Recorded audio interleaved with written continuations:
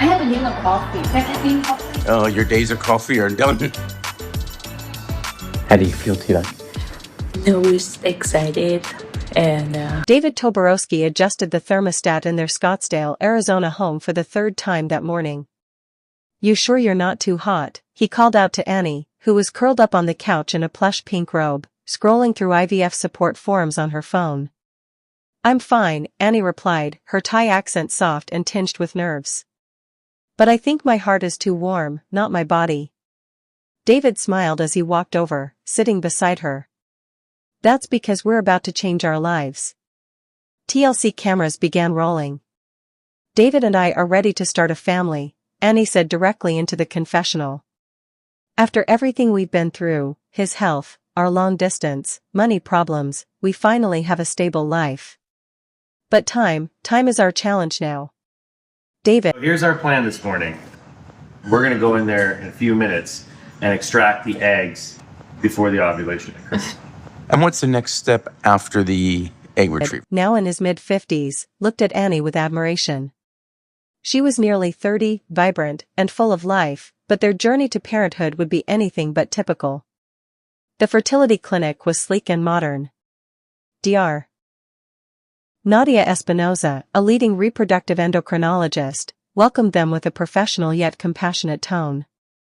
"Annie, David, it's a pleasure. IVF can be an emotional roller coaster, but we're going to navigate this together." Annie squeezed David's hand tightly. Her nails dug into his palm a little, betraying her calm smile. Dr. Espinoza reviewed Annie's hormone levels, ovarian reserve, and general health. "Annie, your numbers are encouraging. But David, we'll need a full semen analysis.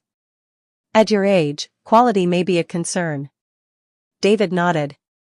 "I've been preparing. I even cut back on bacon."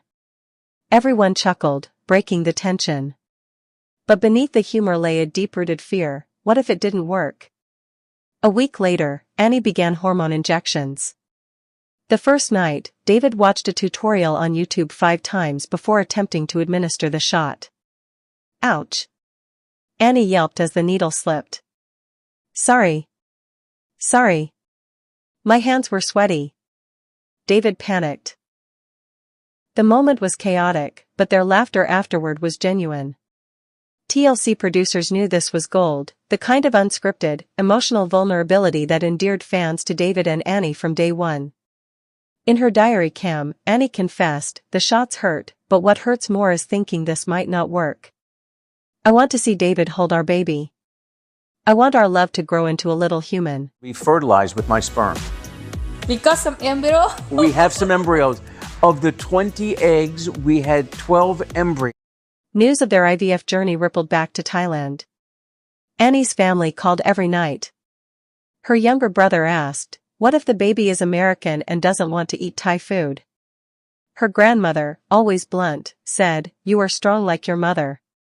This baby will come." But not everyone was supportive. David's eldest son, Jacob, was hesitant. "Dad, are you really ready to raise a kid again? You're not 30 anymore." "I may not be young, but I've never been more ready," David replied. Annie deserves this. It was clear, while love was the foundation, the journey ahead would be uphill. Annie lay in a hospital gown and 4 in her arm. "Davi.